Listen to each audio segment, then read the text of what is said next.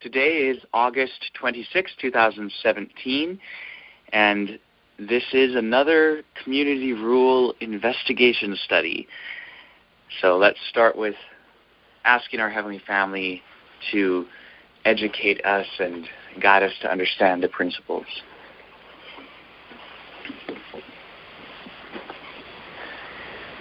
Heavenly Family, thank you so very much. We're so grateful for the Sabbath and also for a chance to understand how to acquire knowledge of the truth. Thank you so much for giving us this refined tool set, and please help us to know how to use these tools. Guide us in this study. Help us to remember all of the wonderful expressions of love that you've given to us, and help us to remember the principles in conducting an investigation like this. So thank you so much. We ask these things, B'Shem Tzemach Hu Hi, in the name of Branch, he and she. Amen. Amen. Okay, so the community rule, I'll start off with doing somewhat of a recap, and I'll try and keep it relatively short this time so that we can pick up where we left off in last night's study. So as everyone on the call likely knows, the community rule is a text found among the Dead Sea Scrolls. It was written in Hebrew. It was written by a Jew or Jews, and it represents the beliefs, practices, identity, mission, organizational structure, etc. of a community of Jews known by most scholars as the Essenes.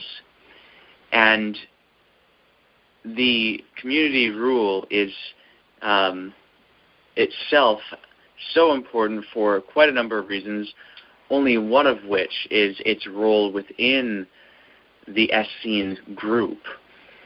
But it also had an influence on Jesus and at least some of his disciples and early followers, since it is evidently used in some of the writings produced by the early followers of Jesus, including the Gospel of John, the Odes of Solomon, the Epistle of Barnabas, and the Didache.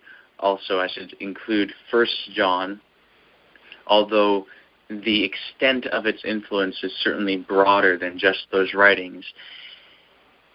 So the community rule is something that we've been investigating for well over a year now, because it has such a close connection to Jesus and his early followers, and also because it has such a close connection with the sect of Jews represented in the Dead Sea Scrolls. And that sect was founded by an individual known in the scrolls as the teacher of righteousness, who, as we have found in previous studies, was certainly considered to be a true prophet by Jesus and the early Nazarene movement. Now, in looking at the community rule, we've found that it puts forth beliefs that are in many ways very similar or the same to the beliefs that we have come to through this message. For example, the clear distinction between truth and falsehood, the nature of truth, the nature of morality, how to be rid of immorality. All of these very important issues are spoken of in the community rule, and the views expressed there are the same as what we have already concluded to be true. So that really does draw our interest, especially considering the fact that some of those perspectives are very uncommon. So most people view morality as being either based in the decisions of God, or some people view morality as being based in the decisions of societies. But we have come to understand that morality is, in fact, founded in truth. And by that, we do not mean just a certain ideology. We mean that which corresponds to material reality. And that's the perspective put forward also in the community rule. So it's quite an uncommon idea and a very profound idea. All of these reasons and more have driven us to make a serious study of the community rule. For the first, year plus, maybe 13, 14 months of studying the community rule, on and off, that is, we focused on a particular copy of the community rule known as 1QS, which is just one, though the best preserved, of 11 or 12 copies of the community rule that were found among the Dead Sea Scrolls. In studying the first 4 columns of that 11-column copy of the community rule, we have found that thus far the teachings set forth and the unique claims advanced are in harmony with reality. Now we have got to column 5 of 1QS. And once we have reached this point in our study, we had to examine some other issues relating to the community rule, particularly relating to the differences between the manuscripts of the community rule and what those differences indicate in terms of the history of the text, and perhaps the composition of the text and the authorship of the text.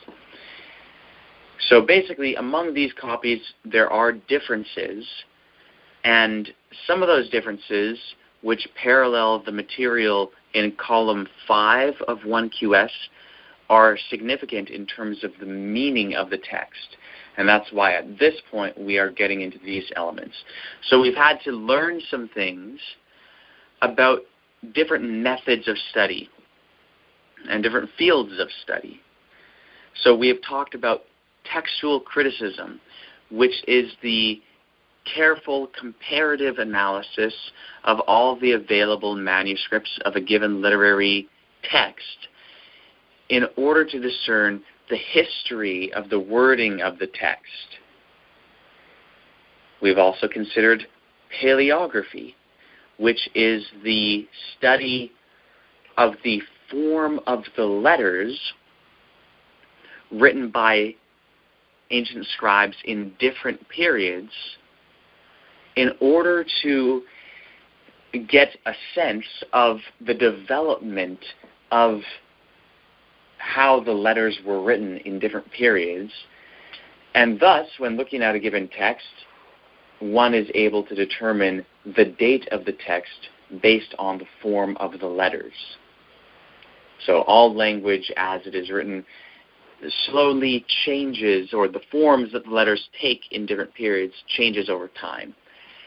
So we've talked about paleography, and we've had an overview of the various manuscripts of the community rule and their respective dates. Now we have to keep these different methods in mind and these different fields of study in order to really account for all that needs to be accounted for in our study of the various manuscripts of the community rule. Another aspect that we've had to keep in consideration is that the differences in the manuscripts may, in addition to representing changes in the transmission of a fixed text, they may also indicate a history of composition of a text, especially if a text, namely the community rule, as we presently have it, is not actually the work of a single author. A possibility on the table for us to consider is that it is actually originally separate documents written by different authors that were later compiled. There are many possibilities, though. It may be one single literary work by a single author at a single time. It may be a compilation of several originally independent writings by the same author, put together by the author. Or it may be the same situation, but rather than being put together by the author, being put together by people after the death of the author. It may be that we are dealing with a collaborative effort of several authors knowingly working together to produce a literary document. There are several different options, and so we need to study the various texts in order to be able to judge it rightly. If we just read it and assume that it's written by one author at one time, then we will judge the claims of the text as though coming from a single mind. And thus we may end up concluding, oh, well, this author had some false ideas, and so, if they're claiming to be inspired by a God of truth, then clearly their claim is incorrect. However, if the community rule is not actually the work of a single author, we need to carefully differentiate between the writings and ideas of one author from that of another, so that we don't judge the ideas and claims of one author by the ideas and claims of another. So the implications of this are very important. So we've been examining this. More specifically, what we have been doing in the past several studies is taking the manuscripts of this section under consideration at the present time. That is, the material contained in 1QS column 5. And we have found the other manuscripts which have parallel material to this material, that being 4QS manuscript B as in boy, and 4QS manuscript D as in David. Only those two manuscripts contain material parallel to 1QS column 5. So for this particular body of content, we only have 3 manuscripts. So what we are doing is taking all 3 manuscripts, putting them side by side, as it were, and starting with the first clause and carefully observing the various wordings of each 3 manuscripts, taking note of their differences, and then developing hypotheses in order to explain the differences in the text. Then we are testing our hypotheses and letting those which do not stand up to scrutiny fall, and those which do stand up to scrutiny will stand. And hopefully what we will do is isolate, with this first clause, one hypothesis that explains the differences between the manuscripts best. And what would be the most ideal circumstance is if we are able to develop a hypothesis which not only is sufficient in explaining the differences between the manuscripts, but is necessary to explain the differences. Because a hypothesis which is not only sufficient but also necessary must be the correct hypothesis. When we get the best possible hypothesis for clause 1, we will then move to the next clause and look at all 3 manuscripts, make observations, and then put forth hypotheses to explain the differences between the manuscripts, and then test our hypotheses, and then find the best hypothesis for explaining that clause. And then we'll do that for each clause, progressing through this section of content. And then at the end, we can look back and say, hey, for every single one of these clauses, the best hypothesis was that this one particular manuscript represents the earlier reading, if that's the case. If it's mixed, and then we'll have to deal with that when we get there. But if one manuscript does consistently represent the more original reading, we will be able to find it using this method. And then we will be able to judge the text with knowledge rather than judging it according to preference or bias and so on. So I will read our two readings from our three manuscripts. And yes, there are only two because 4QS manuscript B is only partially preserving this clause, and the part of it which is preserved is in agreement with manuscript D.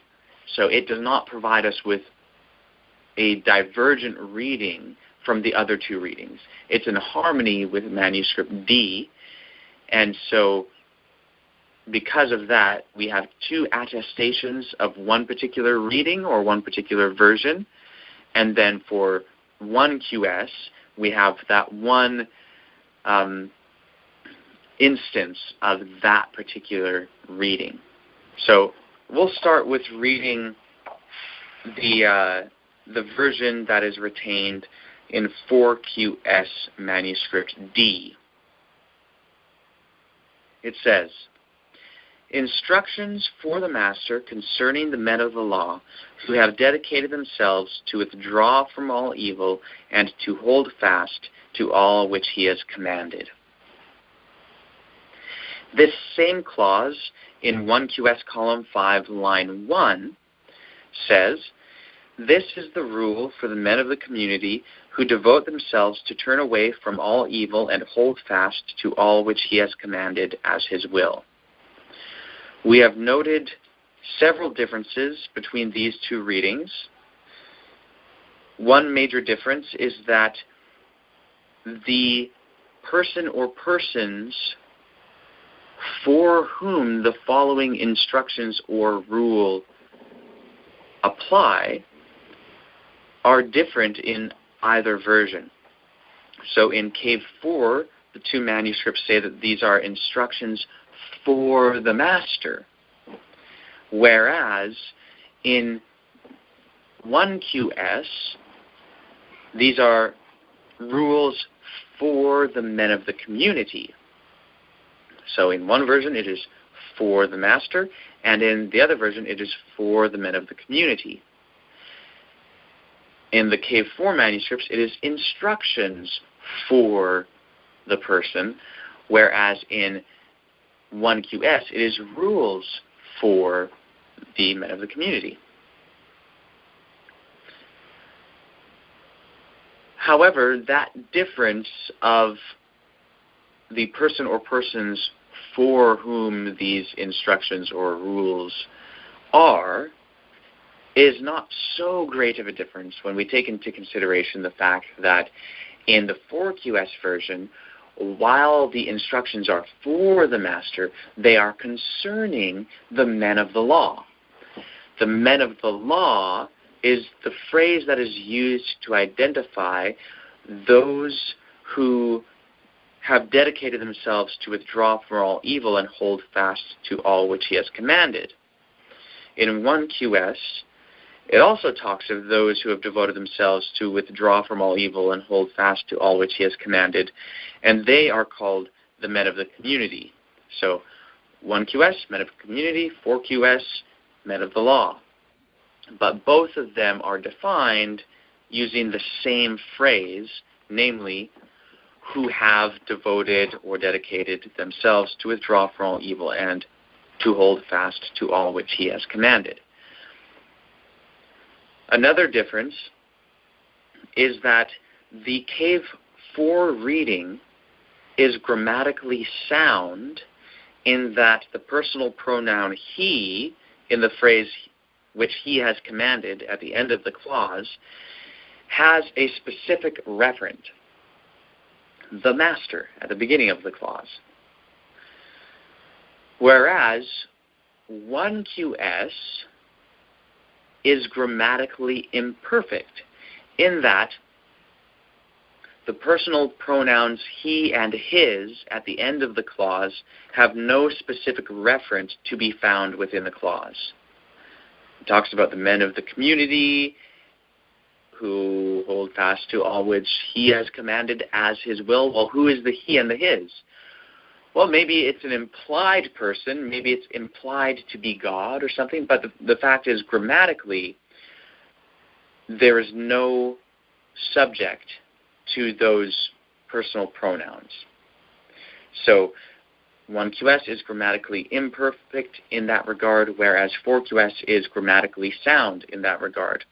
Also, there is a seeming, at least seeming, redundancy in 1QS, where it says, which he has commanded as his will.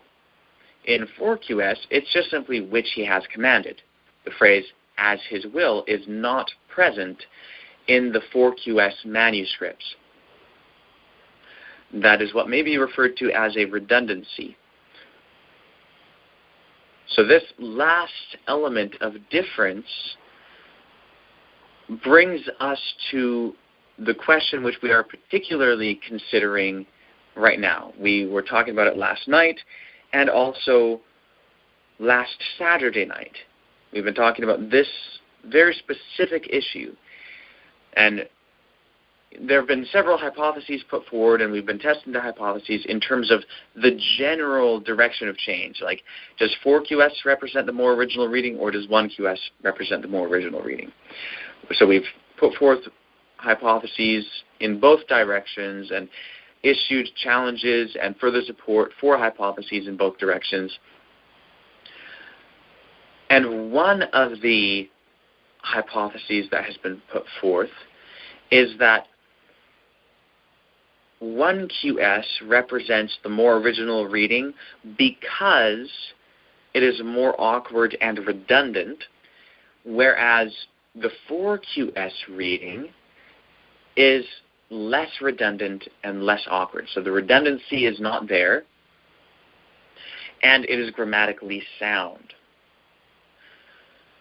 So the thought is, well, who would take a text which is grammatically sound and does not have redundancies and make it redundant and kind of mess up the grammar, make the grammar a bit awkward?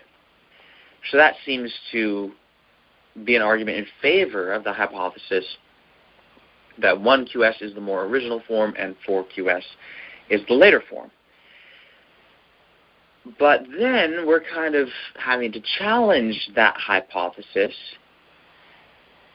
because of the fact that in an instance where you have two versions of a clause, one of which is awkward and redundant, another of which is grammatically sound and not awkward and not redundant, it is not always the case that the awkward, redundant version is the earlier one. There are instances when a text could be originally smooth and lacking in redundancies, and then could be changed in such a way that it becomes awkward and redundant. We gave examples of that from Genesis 6-8, and also from Numbers 16, and also from 1 Samuel. In all of those instances, the sources behind the text, as we presently have the text, were originally smooth, flowing in their content, and without redundancy. But they were combined, resulting in awkwardness and redundancy. So those are examples, perhaps not the only examples or the only types of examples even, but examples nonetheless of scribes making changes which resulted in an increase of awkwardness and redundancy. And then we also have examples of scribes making changes which results in a decrease of awkwardness and redundancy. An example that we've given is having to do with the synoptic problem in the New Testament, where often the Gospel of Mark will have a certain clause which is awkward and redundant, and then that same clause, as present in Matthew or as present in Luke, will be not awkward and not redundant. So it'll be smoothed out. And in those instances, it is pretty much the consensus among scholars that Mark came first for an abundance of reasons. And in those instances, it is actually the more awkward, redundant reading that came earlier, and the less awkward, less redundant readings in Matthew and Luke are the later forms of the clause, or the clauses, as it may be. So, given that we have examples of both types of changes which increase awkwardness and redundancy, and changes which decrease awkwardness and redundancy,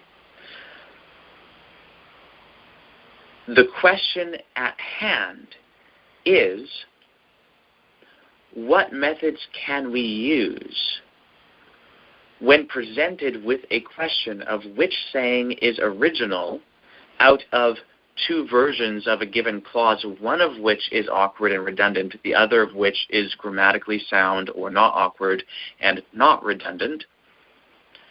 What methods can we use to determine the direction of change? So that is the question at hand.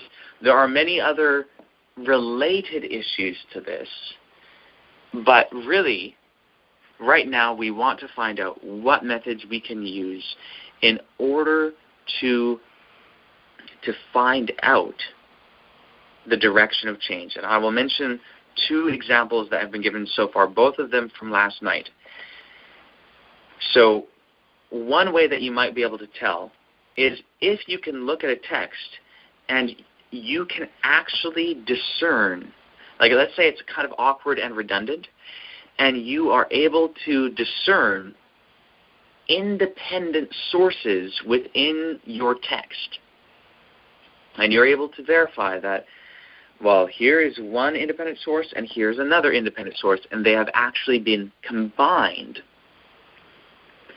And the awkwardness and redundancy is as a result of their combination, whereas when they are separated from each other, they are not awkward at all and not redundant. That would be a way, in a given instance, where that applies, where you would be able to tell that the awkward, redundant phrase actually came later. So there are instances of this, for example, in our available manuscripts of the story of David and Goliath. In the Masoretic version, the text is quite different from the Septuagint version. Like, those texts are quite different when it comes to the story of David and Goliath.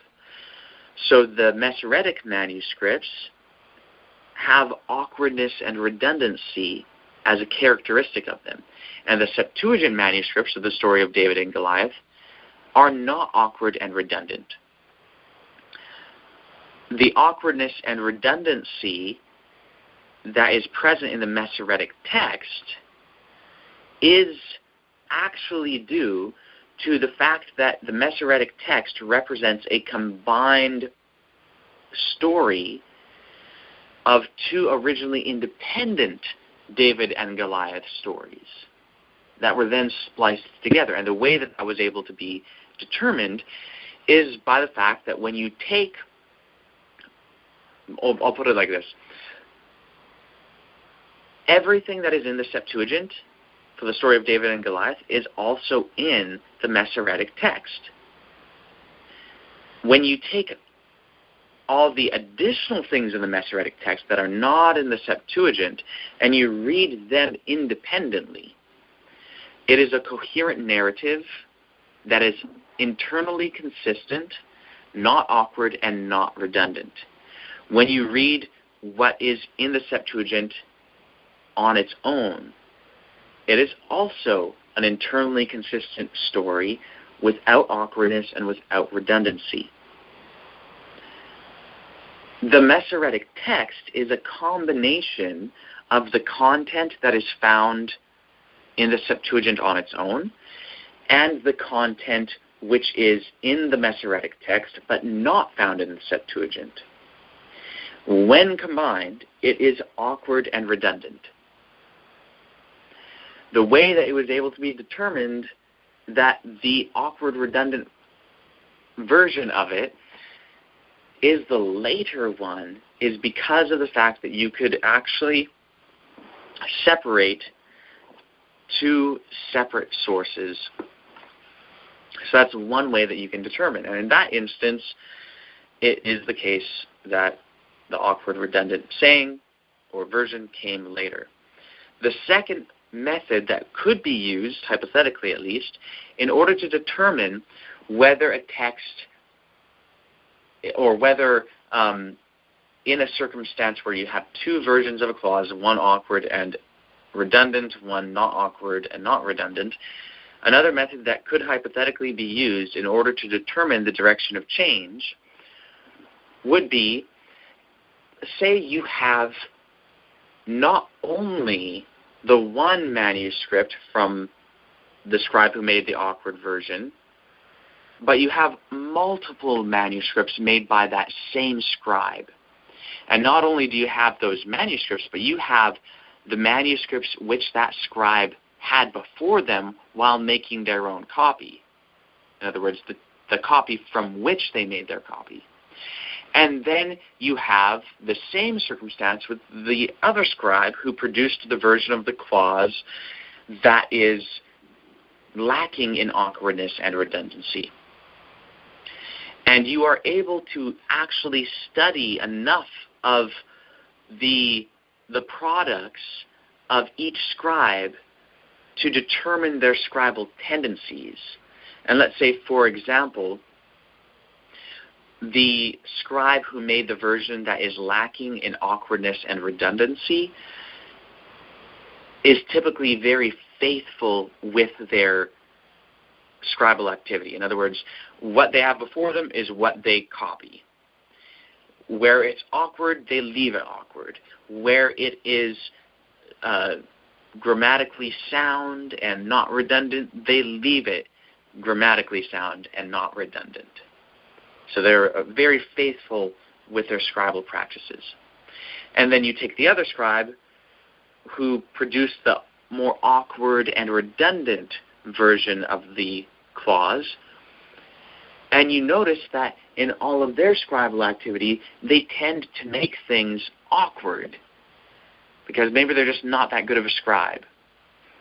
And so they end up, let's say, rather than looking at a letter and then copying the letter, and then looking at the other one and looking at the next letter and then copying the letter, let's say they look at like 3 words at a time and then go to write down those 3 words. And so they make more mistakes, more spelling errors, more times where they skip from one line to another, whatever it may be. And so they tend to make the text more awkward and more redundant. They may write the same phrase a couple times accidentally. If you were able to determine that that is their scribal tendency, then in that instance you would definitely be able to say, well, the version of this clause which is more smooth and lacking in redundancy is the original one, because the scribe who made that version is very faithful with their scribal activity, whereas the scribe who made the awkward, redundant version tends to mess up their text. They tend to make things awkward and redundant that originally were not. So that's another way that you might be able to tell. However, that is not a way that we will be able to use in this instance, and in any instance, at least at the present time, because we do not have the skills required in order to identify different scribal hands, and we also don't have the resources. And even those who do have the skill to recognize different scribal hands, for ancient manuscripts like this, it is most often not the case that you would have enough manuscripts available from a given scribe to really analyze their scribal tendencies. So while that method would be great, and perhaps there are times where text critics are able to actually perform such detailed analysis, it is most often not the case that such analysis is able to be performed simply because of not having enough copies of manuscripts by a given scribe. So, anyway, those are the two methods put forth so far. They're both good and, actually sound methods in and of themselves. The problems, or I'll say the limitations of them, though, are, in the first instance, that method will only apply in an instance in which there has been a stitching together of originally independent manuscripts. So that's limited to that particular scenario. And then the other instance, it's very limited in the sense that it is only able to be performed by basically paleographers and advanced text critics who also happen to be paleographers. And it's limited by the fact that most of the time you won't have that amount of manuscript evidence. So let me ask you guys, are there any other methods that you have been able to think of since our last meeting which might be able to be employed in order to determine the direction of change? Anyone? Well, I'll stick my neck out here and say a couple of things I was thinking of last night, but I couldn't get my thoughts straight enough to say it then. And I don't think my first thought is going to hold up, because I agree with what you said about the original that was redundant and had errors, could have been cleaned up later by another one and vice versa. But yeah, what caused me to think that the rougher versions might be the original is because those who were inspired to write down a message wouldn't necessarily be as well educated as later on when it was copied by a trained scribe. And that was leading me to think, oh, well, they're not known to be a scribe probably. They're just a person that was inspired to write something down. And then, many years pass and it needs to be copied, or for whatever reason it needs to be copied, distributed around. And so people who were actually educated to, as scribes, then they're doing this writing. But there's so many variables, just like you said. I mean, how could we possibly know if we've got a good scribe or a bad scribe? And I think I even mentioned that last night a little bit. But that reminds me of Sister White's writings to a small extent there, because she didn't go real far in school. And so after she hand wrote something, there was someone that edited it and corrected spelling if it need be, or a sentence structure. However, in her case, I believe she was always there to check them over before going to print, and to make sure that her meaning was not changed. So she was still alive to approve those changes. So it just reminded me of that situation where she was the original writer, and yet hers was the rougher type version because she wasn't as well trained as someone else. So right now, if I just had to absolutely choose a method, I would very strongly lean towards the paleography, which should tell us in my mind anyway, for sure which came first. If the dates of those, the styles of the letters are far enough, the dates now of the styles of the letters are far enough apart for those styles to have changed over the years. So if someone is well trained in knowing the different styles and what years those came from, I was thinking, well, that should be simple then. That should be a simple way of understanding which came first, because the paleography would tell us which one came first. So it does get confusing, going back and forth, all these little possibilities. But, of course, and then what entered my mind was, if the text was actually combined from more than one author, would the paleography still show us which one of those combined portions came first? And that's as far as my brain would take me. I kind of thought, it's paleography, but then, okay, what if it's combined? And then I thought, okay, paleography should still tell us, according to the style of the letters and everything, which came first. So I think it's too simplified in my brain, but it's because I'm trying to understand it and I'm trying to simplify it down. So that's what I came up with, and it's probably all wrong, but I thought I'd just tell you what was on my mind. Okay, sure. Yeah, thank you for mentioning that. So I'll address the last thing first, and I'll do it quickly since it does kind of veer off from the particular element that we're trying to understand at the moment. But the second element, dealing with paleography, wouldn't it be nice if it was that easy, to just go with the paleographical date and, this is the later one.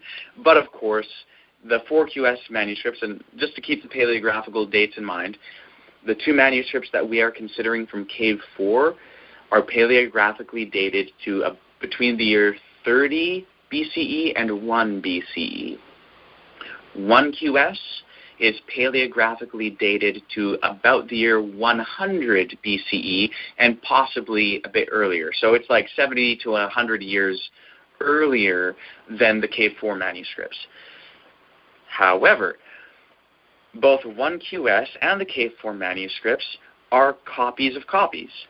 And so the Cave 4 manuscripts may be copying, they may be accurate copies of another text that itself was copied in, let's say, 150 BCE. So the paleographical date alone cannot tell you which reading actually comes first. And the other thing that I'll say, though, is that does kind of step aside from the issue of, in a given instance where you have an awkward version of a saying and a not awkward version of a saying, how do you tell which it is? So it's almost like, I'm not saying that you're doing this, Mom, but it's like if someone was going to just okay, you know what, no, we can't really tell, let's just go with the paleographical date. That'd be kind of like giving up in terms of thinking that it'd be possible to find out whether a saying is more original in terms of its awkwardness or lack of awkwardness, or redundancy or lack of redundancy. But so far, we've already actually had two examples that people have been able to give, both last night, of how we can tell in an instance where we have two versions of a saying, one of which is awkward and redundant, the other one is not awkward and redundant. And so far, we actually have two methods that we can use in certain circumstances in order to find out which came first. Did it change from one, an awkward saying to a not awkward saying, or from a not awkward saying to an awkward saying? So we actually have two methods that can be used, and they don't apply in every circumstance, but that should give us hope that, hey, maybe there's actually more methods that could be used. Now, the first thing that you said, basically, it's similar to your comment from last night in that it does not actually provide us with a method of determining the direction of change in a given instance. It gives us an example, like a hypothetical instance of basically the more awkward saying coming first. But that doesn't tell us how to find out whether that instance is the case based on the manuscripts before us. So while, yes, it is true that sometimes the more awkward one is the original because the original author was less educated, and later you had professional scribes or someone more educated making a copy and correcting the mistakes, that's a hypothetical circumstance. But that doesn't tell us how to find out whether that is the case when we have two versions of a saying before us, one of which is awkward and one of which is not. And also there are other circumstances, of course, where you will have an author who is actually very educated. For instance, Paul, he was very educated. Ezekiel, he was a priest and was very educated. Daniel was very educated. Whoever wrote the Epistle to the Hebrews was very educated. Matthew was very educated. There's actually a lot of examples throughout the Bible of educated authors, people who clearly were very skilled at putting together literary compositions, and their vocabulary is large, and so on and so forth. So you could have instances like that where an author is very skilled, and then a later scribe comes along, and not all scribes were professional scribes, especially when it comes to Christian scribes. A lot of people couldn't even read or write, but they could just make it look the same. And so there are even examples of manuscripts where they just make no sense because someone basically didn't know how to read, but they were copying a manuscript, and rather than going from like taking the first column, reading the first line of the first column, and then the second line of the first column, and then the third line of the first column, all the way down column 1, and then moving to column 2 line 1, column 2 line 2, column 2 line 3, all the way down. Instead, you'd have like a page with 2 columns, and the scribe would copy column 1, line 1, and then go immediately into column 2, line 1, and then go down to column 1, line 2, and then to go to column 2, line 2. And so they'd be reading and copying across the columns, and their text that they produced made no sense at all because they're actually jumping from one point to the next, going back and forth between the columns because they don't realize that you're supposed to read through all of column 1 first and then read through all of column 2. So that's an instance where the original author clearly had a greater understanding of literary structures and writing and copying and all of that than did the scribe. So you have examples of both ways, but what we really need to know is how to determine what actually happened, what was the direction of change. We know that there are many possibilities, and those possibilities, it's good to keep in mind, just like I mentioned last night. So I'm grateful for people mentioning hypothetical scenarios as to how you might end up with a text going from awkward to smooth, or going from smooth to awkward. But it still doesn't tell us how to determine the direction of change from the manuscripts available to us. So any other, does anyone else have something that might suggest in terms of a method for finding out in an instance where we have 2 or more manuscripts, one of which is awkward and redundant, the other of which is not awkward or redundant? How might we go about determining which came first? Well, I need to ask a question. Sure. I've pulled up 4QSB and 4QSD in Logos. Mm-hmm. And, I haven't really been able to see these for myself much and compare them until now. I thought that you were telling us that they are basically the same. So my confusion is, it appears that 4QSB, if I can pull these up correctly, 4QSB it looks like it doesn't have column 1, but it has column 2. But it looks like it doesn't follow with 4QSD as in David. It looks like where they are the same, 4QSD column 1 begins midrash for the instructor concerning the men of the law. So I have a slightly different translation here, but that's column 1. But in 4QSB as in boy,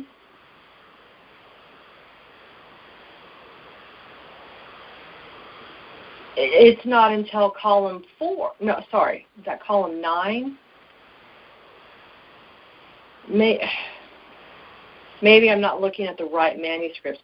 This says 4QSB, column 2. Now, is that then, that's all they have in 4QSB, just to line 13? No, it's still 4QSB. Here's the thing. It's not that I've been saying that 4QSB and 4QSD have the same material. 4QSB has several fragments that make up that manuscript. 4QSD has several fragments that make up that manuscript. And not all of their material is exactly the same as one another in terms of the content they preserve. And I'm not even saying that, like, we might go to the next clause after the sentence that we've been examining. We'll go to the next sentence. And maybe 4QS manuscript B will have a different wording from 4QS manuscript D. Yeah, I get that. Yeah, it's just that. Where do they begin? That's my point. 4QSB as in boy, its first column, is it the same content, even though the wording may be a little different? Is it the same content as column 1 of 4QS David? I'll address that in a second, but first I just want to express this one last part, just to make it really clear to everyone what I have been saying. All I've been saying is that this particular clause that we've been examining, what we have in 4QS manuscript D and what we have in 4QS manuscript B agrees with each other for this particular clause. And for manuscript B, it's just the preserved portion of this particular clause because it doesn't preserve the entirety of this clause. So that's the limit to what I have said. So what you're asking is on a very different aspect of this, but the answer to your question is that column 1 of manuscript D is not the same content as column 1 of manuscript B. Because to me that is significant. And especially if B and D in this content that we're finding that is the equivalent to 1QS column 5, line 1, that's the content we're looking at. But if 4QSB and 4QSD are worded basically the same in regard to they don't say for the men of the community, they say for the instructor concerning the men of the community or concerning the men of the law. If 4QSB and D are phrased basically the same for this clause, but 4QSB has earlier content that 4QSD lacks, and the earlier content of 4QSB agrees with earlier content in 1QS, that seems significant to me. And so I don't know exactly how all it does, but it seems significant.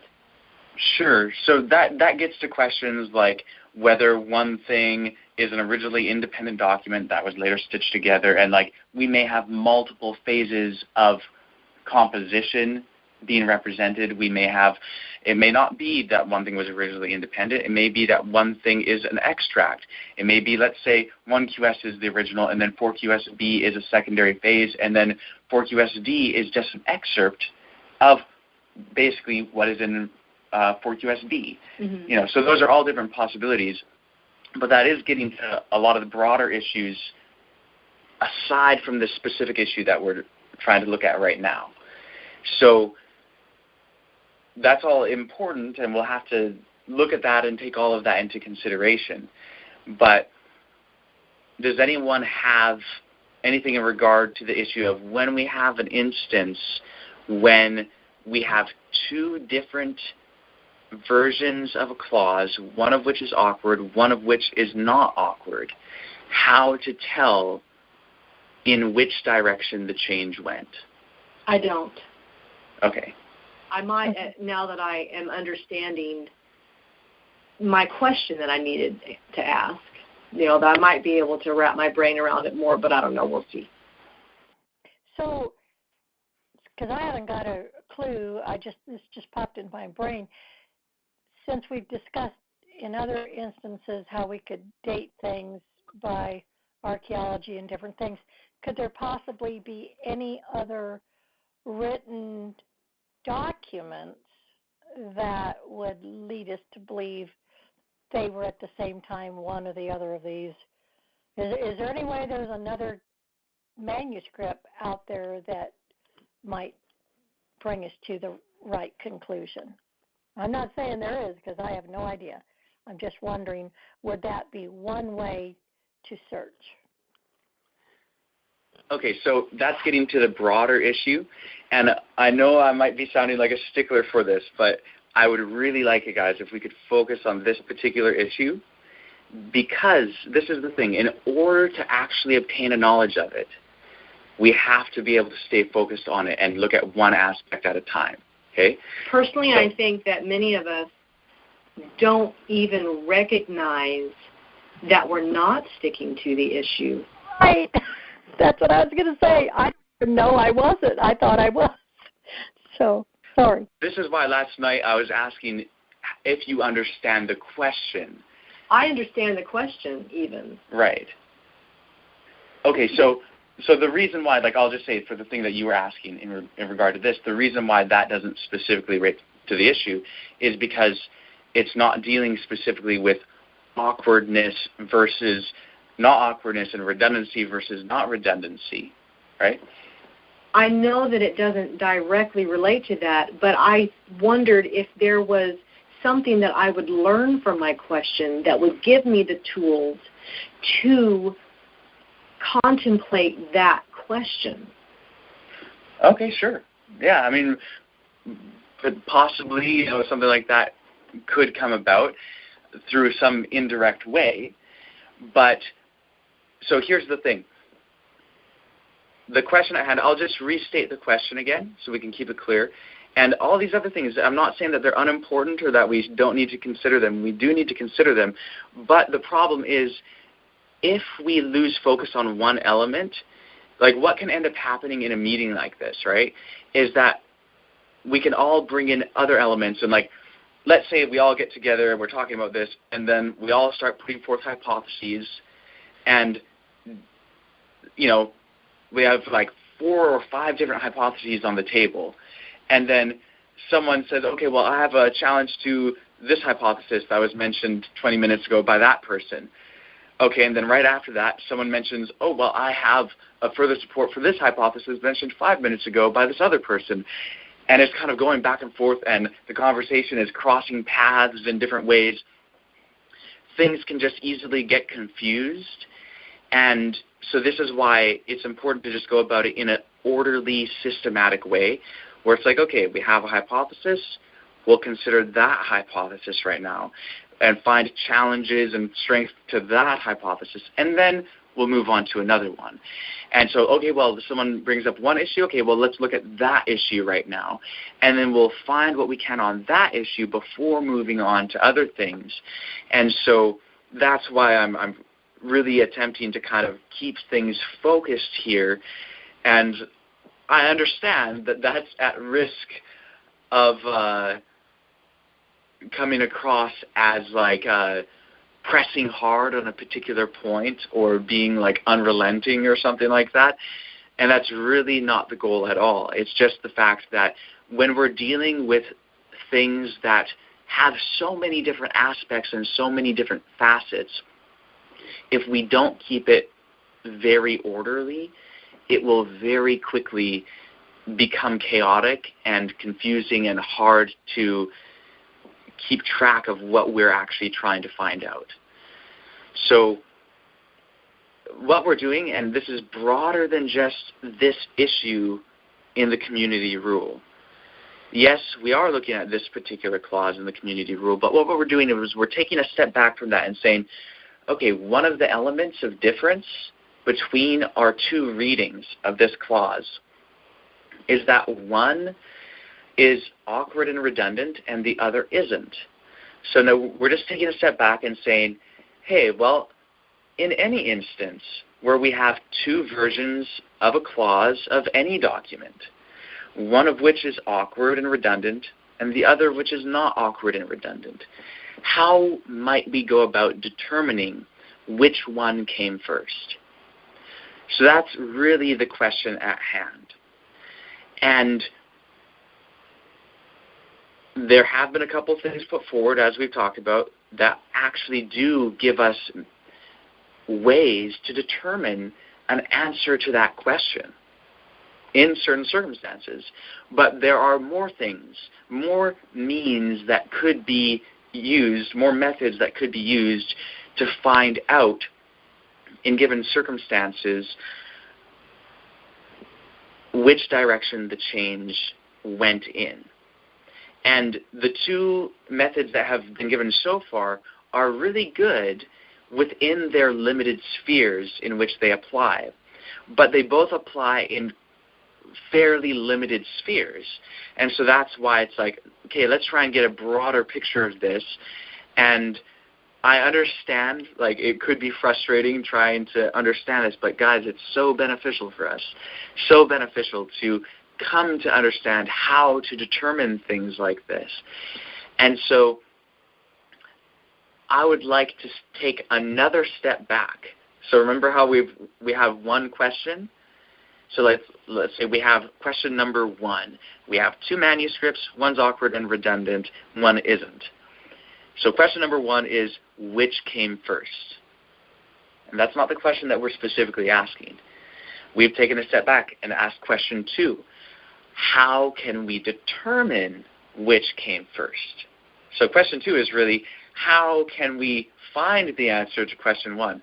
Let's take a step back to question three, and that is, how can we find the answer to question two?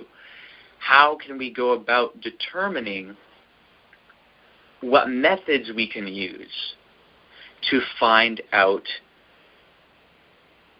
how to answer question one? Now, because I don't want to totally stress you guys out, I'll give you the answer for question three. I have actually mentioned it before in the calls. But the answer to question three, again, question three is, how can we find out how to find the methods for answering whether the direction changes from awkward to not awkward or from not awkward to awkward? So what we can do, and this has been done to some degree already, is we can look at examples of changes being made either from awkward to not awkward or from not awkward to awkward. We can look at examples, and this is what I mentioned last night for you guys hopefully to do in order to think about this further. You can look at examples of these changes and find out what is characteristic of the different types of changes. So when someone makes a change from awkward to less awkward, what is present in those examples? What are different aspects that are present, and how does that differ from aspects that are present when the change happens in the other direction? And so basically, like, another way to put that, and kind of some of the characteristics you might look for are, or I'll rephrase that. Another similar element to what I just said is you could look at examples where a text has been changed from awkward to smooth. And you can ask, what were the reasons for this change? Why did this scribe or this author make this change from awkward to not awkward? And then you can look at examples of a change being made from something that's smooth to something that is awkward, and ask, well, why was that change made? Is there a pattern there? Like, are the reasons generally for changing a text from awkward to not awkward different from the reasons that someone would have from changing a text from not awkward to awkward? And if you notice that there are differences, and then you might notice that those differences actually have an impact on the way in which something was changed. So that's how we can go about determining the methods. We can look at examples, and that's, what Teresa did last night. She looked at an example of, okay, well, we know that in Genesis 6 and in Numbers 16 and in Samuel, it was changed from smooth to awkward. Well, what is it about that change that tells us that it was actually changed from smooth to awkward and not the other way around? So that's the fact that we have two independent, coherent stories. Exactly. So looking at that example is what enabled us to find that particular method. Because if that's how we know in that method, well, we can apply that same principle to another instance and see whether it applies there. And if it does, then we've answered it. And so we can look at other changes and find out. So let's do that right now and see if it will help us. And actually, before we go and do that, let me ask you guys, has anyone done that and been able to find anything? Like, has anyone looked at other instances where things have been changed either from awkward to not awkward or from not awkward to awkward? Has anyone actually done that, gone and investigated that and seen, like, oh, here's an example, and let me try and understand why it was changed and whether the way in which it was changed applies elsewhere? Anyone?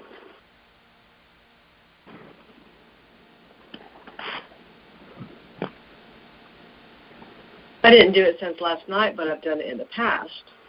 Okay. Looking at Mark and Matthew and looking at why Matthew changed Mark in some of the phrasing. And the story, for the most part, the stories were the same for the most part. He does have some changes to some of the stories. But it was just simply to make it a little bit more concise and clear, better grammar, that sort of thing. Clean it up. Just cleaning it up, right?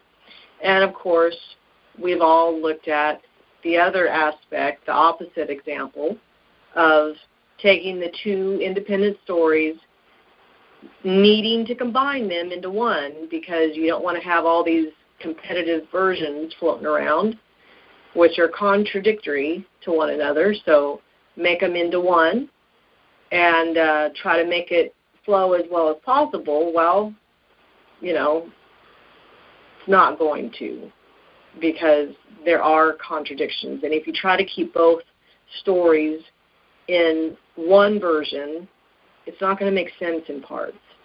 So, there's the one reason of just cleaning up something, making it more concise, and the other one of needing to make a coherent story out of two different stories originally. So this the community rule does not appear to be two different stories.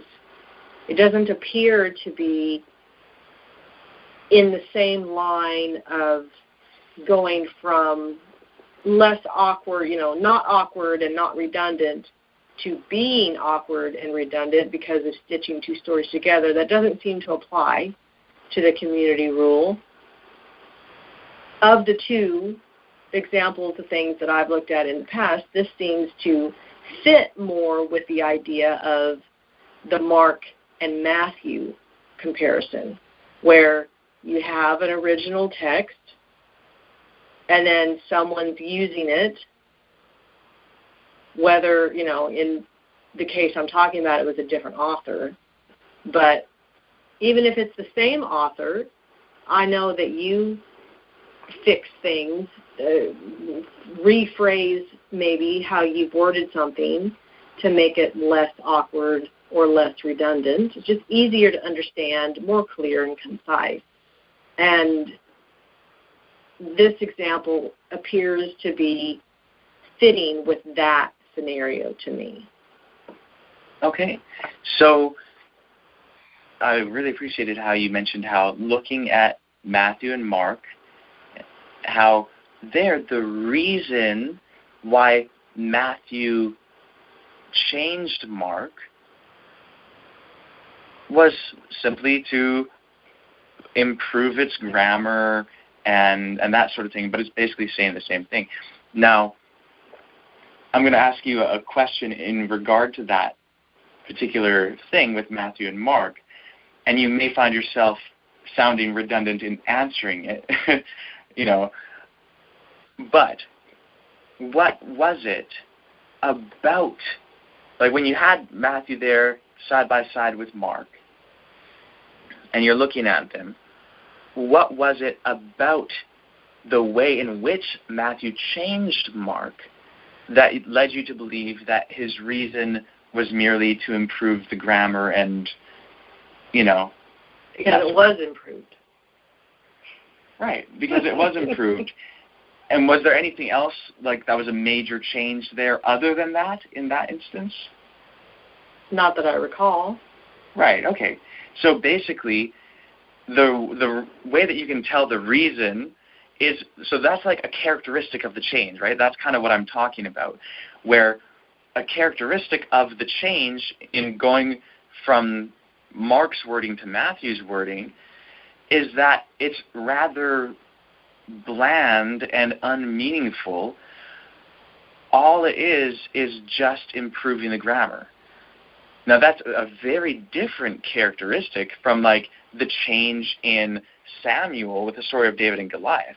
A characteristic of that change is that in the Masoretic version, there is actually more content, a lot more content, than in the Septuagint version. And that content actually has different meaning. So there's actually a change in the meaning of the overall story.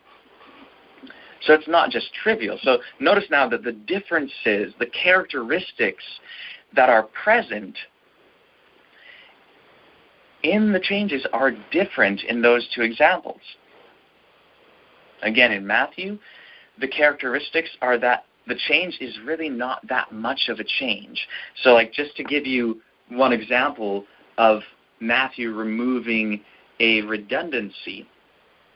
So Mark chapter 1 verse 32 says, "That evening at sundown, they brought to him all who were sick or possessed with demons." So you see the redundancy. That evening at sundown, okay, well, you could just say that evening they brought to him all who were sick or possessed with demons. Well, guess what? That's what Matthew says. That evening they brought to him many who were possessed with demons. He leaves out the sick even. He even leaves out the sick, yeah. But you see how the meaning isn't really greatly changed there. Like, if you read what Matthew is saying, you read what Mark is saying, they're saying pretty much the same thing. And it's just that he's removing this redundancy. And so that leads you to believe that since he's saying pretty much the same thing, his motive for changing it, his reason for changing it, does not appear to be in order to alter what Mark was saying a whole lot or anything like that. It seems to be a pretty straightforward reason, simply to just remove redundancy because it's not needed and it's just not the best literature to have unnecessary repetitions. Luke did the same thing. He said, now when the sun was setting, so basically saying at sundown, he removes the evening part. So he gets rid of the redundancy, but he kept the second part rather than the first part. And he was actually more wordy. Yeah, and he's a bit more wordy with it, yeah. It sounds like being more specific to me, specifically at sundown, because it doesn't bother me at all to say, that evening at sundown. It's that evening, but specifically at sundown. That's the way it sounds to me anyway. Well, the point is that Mark says both. Yeah. And it is the original text. And Luke comes along and he leaves out that evening. He changes it, but not by changing the meaning. He just leaves out the redundancy. And it's still very specific when the sun was setting. So the point is, we know that Mark came first, and here's an example of a change where it makes it less redundant but doesn't change the meaning at all. Right. So the fact that there's no significant change in meaning, and the fact that it's just really a removal of the redundancy and everything else is pretty well kept the same, is evidence in favor of the fact that the reason for the change was simply to remove redundancy. And that makes sense, going from redundant to not redundant. Whereas if, let's just say Matthew came first, hypothetically, and Matthew says, that evening they brought to him many who were possessed with demons. And then Mark comes along and he has Matthew in front of him and he says, that evening at sunset or at sundown or whatever, okay, well, that's not really adding a whole lot. That's not really changing. I mean, sure, you could say maybe he's being more specific, but that wouldn't work with Luke. Now when the sun was setting, and then Mark comes along, that evening at sundown, why, in either way, going from Matthew to Mark or going from Luke to Mark, there doesn't seem to be any discernible reason why Mark would add that redundancy. Versus, let's go back to the story of David and Goliath. Well, with David and Goliath, in the Masoretic text, the one that's awkward and redundant, no one is going to add awkwardness and redundancy for the sake of adding awkwardness and redundancy. Someone may add something for another purpose, and resultant from that, kind of as a side effect, yes, there happens to be some awkwardness and redundancy that is created, but that's not the reason. You're not going to change something specifically to make it awkward and redundant. You're going to change something for another reason, and if by chance it ends up being awkward and redundant, and that is an expense that you have to pay, but your purpose is more important to you than preserving the smoothness and lack of redundancy of the text, then you're going to be fine with that. So whoever put together the Masoretic version of the story of David and Goliath, their reason for combining those texts and making a more awkward, redundant text was to include these two stories and to harmonize them together. And if one of the expenses of that is that there's a bit of redundancy, well, that's okay. They're fine with that so long as they can have their two stories kind of blended and harmonized together. Same with Genesis 6-8, the flood story.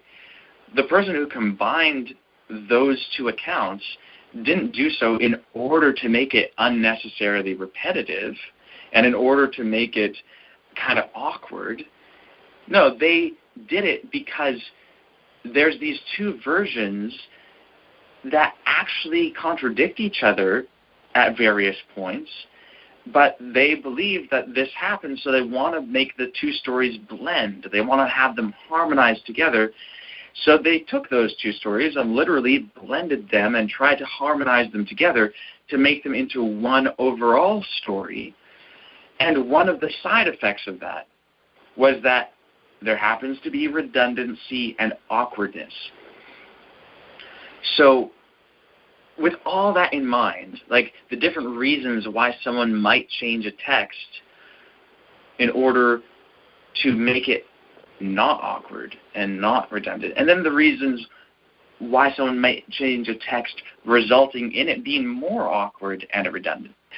With all those things in mind, how might you summarize the principle as to what you should have as a method or what you should have in mind in determining the direction of change? If the content is different. Yeah, if the content is different. I mean, that's pretty good. Like that's a characteristic to have in mind. Is the content greatly changed, or is it not greatly changed? Yeah, I don't know how to phrase it in terms of a principle or not. Okay, sure. Does anyone else want to have a shot at that?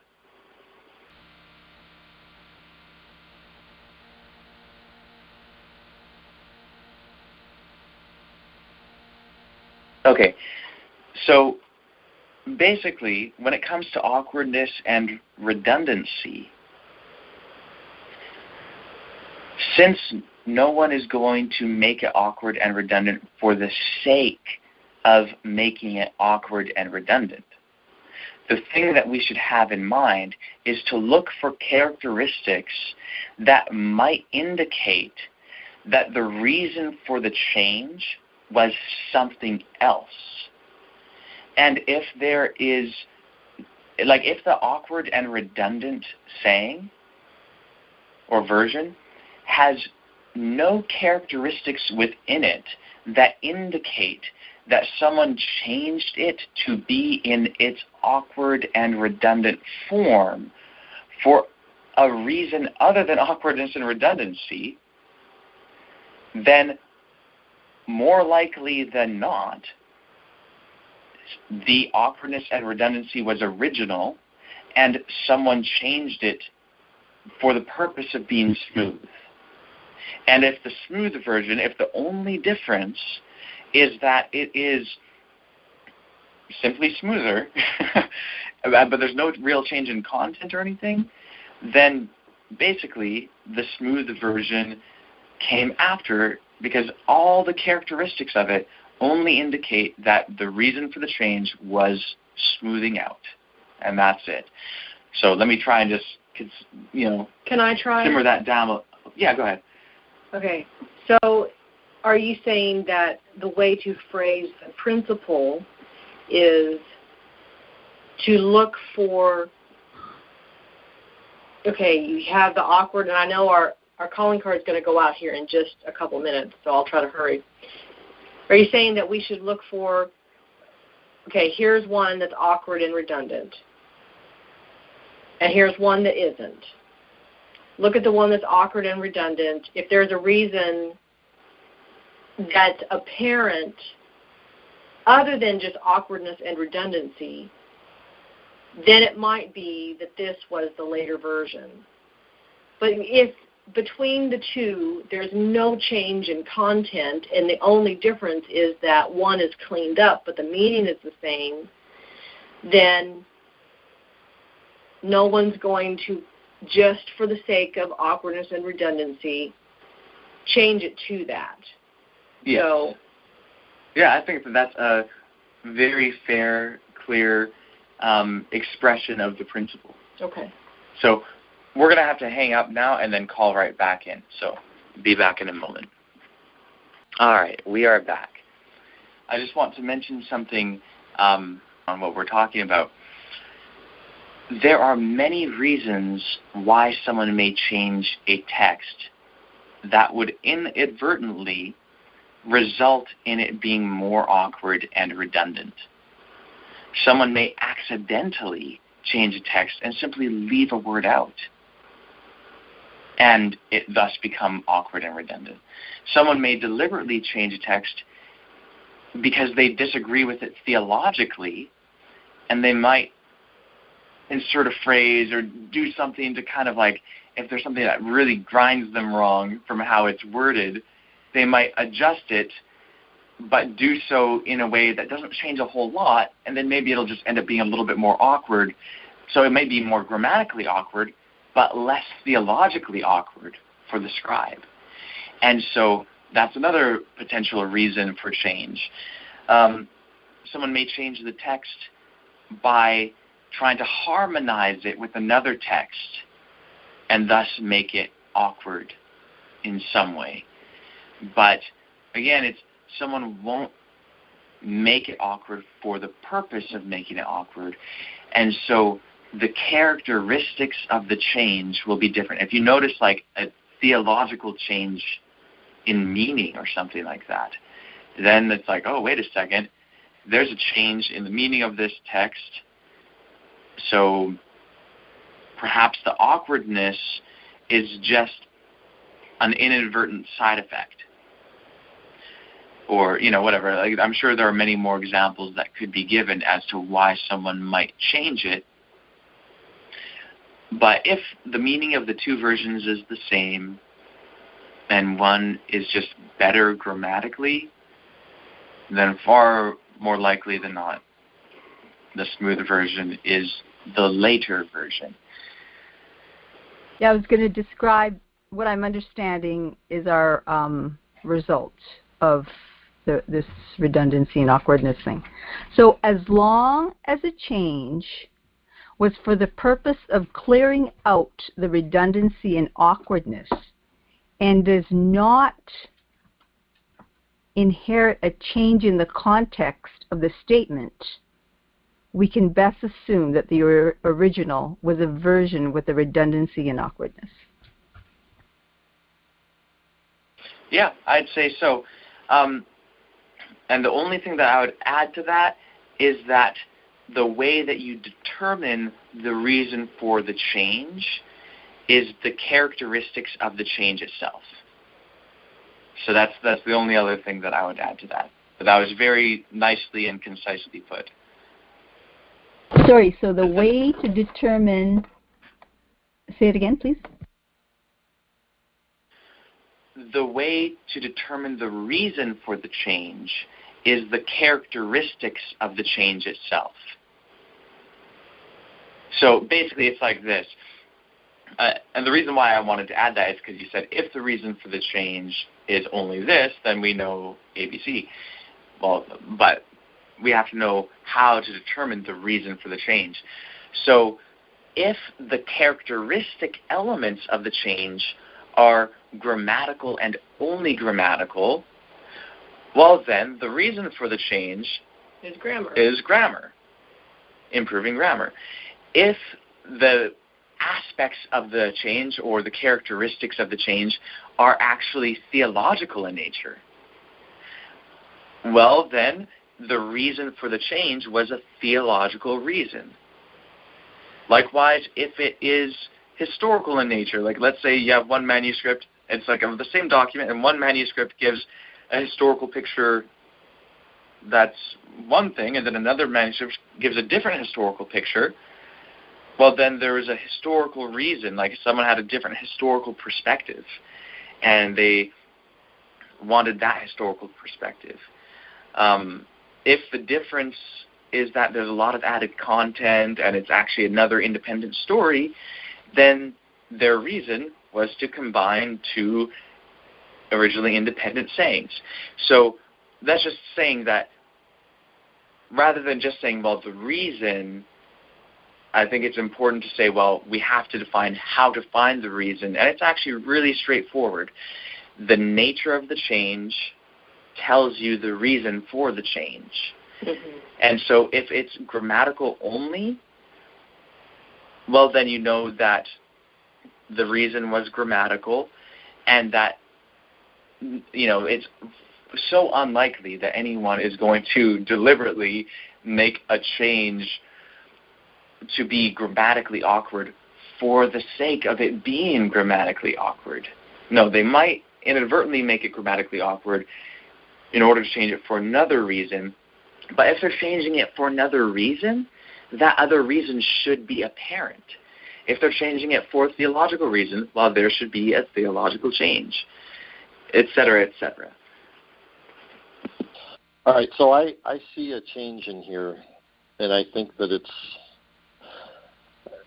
actually, I was afraid to say this before because I feel like it's a little bit about the content, but in 1QS, it's talking about, the rule for the men of the community, and in 4QS, it's dropping the master, and because of dropping the master, when you go to 1QS, you have to deal with who is he and who is his, and because you no longer have the master, it looks to me like they're making it God. It's God's commandments instead of commanded.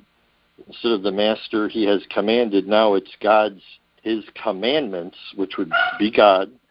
And that's why it got grammatically awkward, because they weren't really sure how to handle removing the master. And, man, we've got to now make this, the master was this important person, and he's kind of, this was the teaching for him concerning these people. Well, now, how do we have weight to this, So they put the weight on God, and they were maybe a little uneasy about it. And that's how the awkwardness came in there, sort of double emphasizing God, his commandments according to his will. So that's my hypothesis. That's a very interesting hypothesis, because it accounts for the awkwardness and also the redundancy. So the grammatical awkwardness in removing the specific referent of the personal pronoun he, and also gives somewhat of a reason for the added redundancy. There may be challenges that could be issued to that, though. And in fact, I know that there are challenges, but I kind of want you guys to have the opportunity to issue challenges rather than me just doing it. But I should say, though, that we should probably wrap it up for tonight and then continue on this next weekend. But let me ask you guys, are you guys happy that we got through that awkwardness redundancy issue and understanding the principles? Yes. All right, celebration. Yes. All right, good. And I agree the proposal you put forth, Ed, is one that we should certainly consider and look at. And I think that'll definitely be good practice as well. Absolutely. So when we have, well, I'll put it like this. So we've had this tool set, and it's a nice, refined tool set. And right now what's been happening, or for the past few meetings, we've been searching for the right tool to use. Now we know which tools to use to address this problem. And so now Ed has put forth this hypothesis, and, it offers an explanation for both the awkwardness and the redundancy. And so what we have to find out now is whether that stands up to scrutiny, and we can apply this with other hypotheses and so on and so forth. But now we have the awareness of how to go about solving the issue. And think about this, guys. Yes, sure, we had 3 meetings that may have been difficult because of really addressing this thing head on and, and so on. But now you got it, right? Now you have it. And now for every time in the community rule and in any other text, when you come across 2 versions, one of which is awkward and redundant, the other which isn't, you will now be able to analyze it to find out which one it is. So this clause will be our first go at it, in a sense. So, are there any final quick questions and comments before we thank our Heavenly Family and end the call? I have a question. Okay, it's just a phrase I need corrected. If, let's say, I just found something in Mark, and it says where did I put it? Anyway, let's just say Mark says Son of God, right? And then you see Matthew, he has Son of God, and then he adds Son of David, Son of Abraham. That's not redundancy, is it? That's just adding, that's something else, isn't it? That's just adding more information?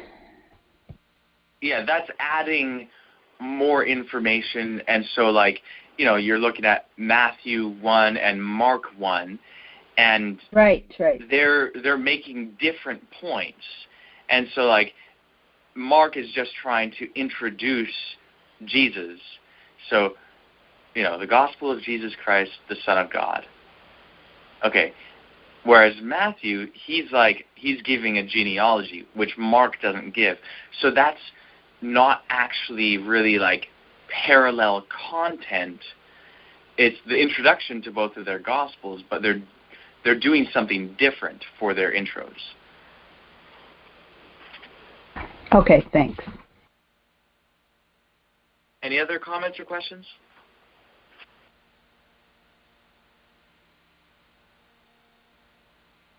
Okay. Would someone like to thank our Heavenly Family? I will. So, Heavenly Family, thank you for bearing along with us and for teaching us and helping us along in our understanding to be able to get to the place where we're starting to recognize how to investigate and to compare texts and to discern information about them that will be very important for us. So as we continue to study and to delve deep into these things and to learn to become scholars, I just want to ask that you would bless our efforts and that we would utilize these tools in a way that will truly change the world and bring about an end to sin and suffering. So thank you very much. We ask this in the name of Branch. Amen.